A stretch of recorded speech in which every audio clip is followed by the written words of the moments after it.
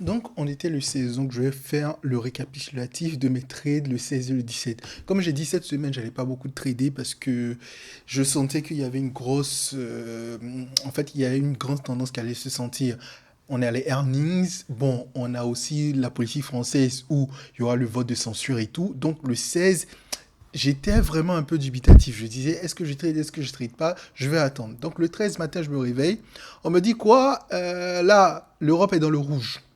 Je dis, ok, il peut avoir quelque chose sur lequel je peux rentrer.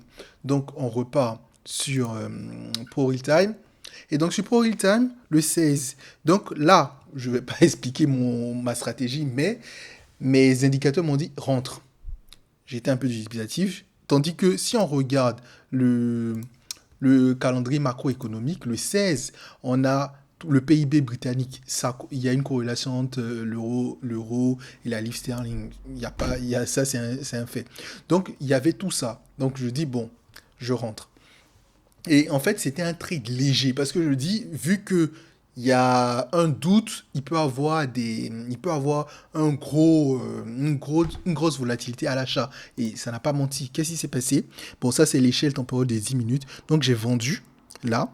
Donc, je suis rentré à 1,167, 166,13 et j'ai clôturé là à 1,166, à 1,16, 571. En fait, j'ai vite clôturé. J'aurais pu vraiment attendre pour avoir un beau profit. Mais j'étais un peu stressé. Je me dis non, je vais juste pour prendre ce que je veux et je taille. Donc, il y a eu aussi ma stratégie qui m'a dit, ah, vends à 12h10. Je voulais vendre et comme je disais, ah, regardez là. Là, j'ai vendu pour avoir quoi, à peu près combien? Si on regarde, 3 pips. Et je le sentais, je disais, il y a les earnings qui vont sortir. Je crois que je sais plus c'était quoi le, le 16, mais le 16 en termes de résultats, il y avait quoi? Voilà. Non, ça c'est hier. Il y avait TSMC. Il y avait ceux-là, il y avait Nestlé, il y avait Xylor, il y avait de grandes sociétés qui avaient donné leur earning. Donc, je me dis non, fais doucement. C'est pour ça, quand je suis rentré dans mon trade, ici, l'après-midi, j'ai vite clôturé. Donc, j'ai perdu 1 dollar. Donc, ça m'a fait quoi? J'ai gagné 4 dollars et j'ai perdu 1 dollar. Donc, ça m'a fait un gain à peu près de 3 dollars. Donc, j'ai pas fait de vidéo pour ça parce que je me dis, bon, en dessous de 3 dollars, je vais pas faire une vidéo et tout.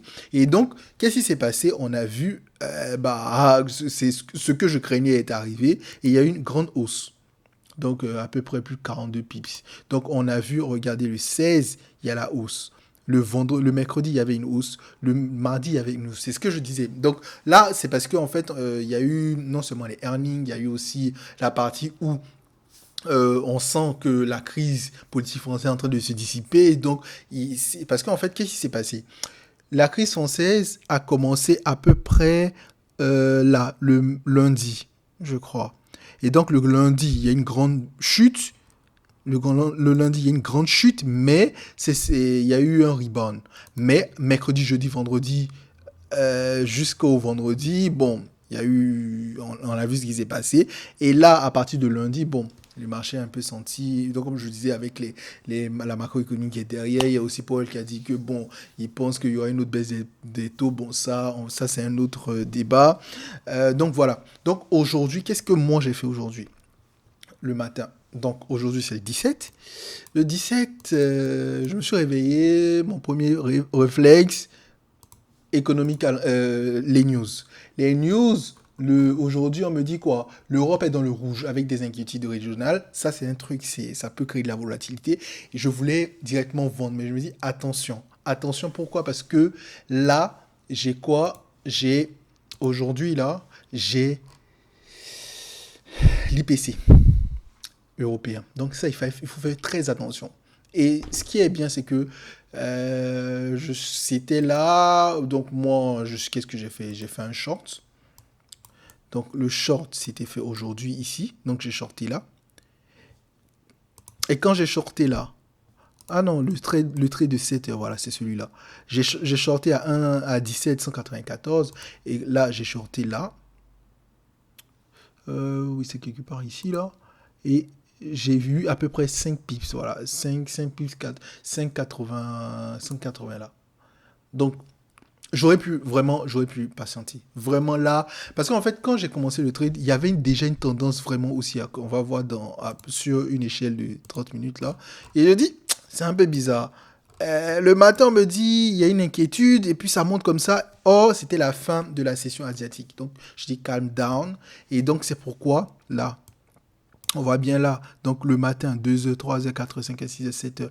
On voit bien là.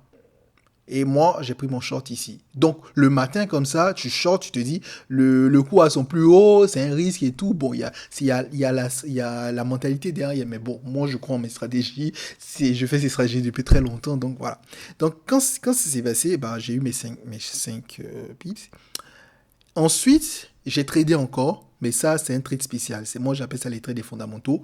Donc, moi, je travaille sur des fondamentaux depuis très longtemps. Donc, je sais quand il y a un fondamental qui sort, comment le cours va se passer. Et donc, mais comme je vous dis toujours, cette semaine-là, c'est une semaine, enfin, ce mois, c'est un mois de earnings. Donc, je faisais très attention. Donc, qu'est-ce que j'ai fait? J'ai pris mon trade de fondamentaux juste après le fondamental. Genre, si ça sortait à 10 heures, donc 11 heures françaises. Donc, moi, je fais quoi? Bah, j'ai shorté. J'ai eu mes 3 pips. Mais en fait, ce qui s'est passé, c'est que, en fait, j'ai clôturé. J'étais là. En fait, quand j'ai senti. En fait, là si tu veux, en fait, il y a eu un petit rebound, j'ai clôturé. J'aurais vraiment pu attendre. J'aurais pu attendre pour avoir peut-être 21 pips. Mais bon, voilà. Donc comme je disais, aujourd'hui, j'ai fait 5 pips, plus 3 pips, ça me fait 8 pips. Donc, bon, non, 3 pips plus 5 pips, avec les à côté, on va dire 9 pips. Et donc, voilà un peu. J'aurais pu vraiment rentrer. Et surtout qu'il y avait le risque régional des banques américaines là. Bon, en termes derniers, je crois que c'est Amex qui avait aujourd'hui. Mais bon, j'aurais pu vraiment rentrer. Mais avec les marchés, il faut être très très prudent. Moi, comme je dis, je ne trade pas pour tout le temps gagner. Bon, c'est vrai, c'est le but du jeu, mais je trade pour ne pas perdre. C'est deux choses, c'est deux mentalités différentes. Il y a trader pour gagner tous ces trades, mais ça, le risque de perdre est élevé. Mais il y a trader pour ne pas perdre. Moi, je ne veux pas perdre. Je veux perdre aucun trade. Quand je dis aucun trade, c'est que quand je fais deux, je fais au moins trois positions. Il faut que la majorité des deux positions soit positive. En tout cas, le résultat doit être positif. Voilà un peu ce que j'ai fait. Maintenant, pour la semaine prochaine, il faut que je regarde. J'ai pas encore fait mon planning de trading de la semaine prochaine. En termes de fondamentaux de la semaine prochaine, bon, il y a les gros fondamentaux chinois à regarder. Mardi, il n'y a quasiment rien d'intéressant. Mercredi, on a les IPC. Ouh, IPC britannique. Ah, ok. Jeudi, on a la vente des logements existants. Ça, il y a une corrélation. Je me souviens plus avec le pétrole, mais il faut que je regarde dans mes notes. Et vendredi, on a les ventes principales britanniques, les PMI. Waouh! Vendredi prochain, on va pouvoir bien s'amuser. Waouh! On a les PMI, on a l'IPC. Waouh! On va vraiment s'amuser vendredi prochain. Bon, sur ce, voilà un peu. Je ne veux pas trop parler aujourd'hui parce qu'en fait, j'ai un train à prendre et du coup, on va pas trop rentrer dans les détails. Sur ce, les gars, je vous dis salut.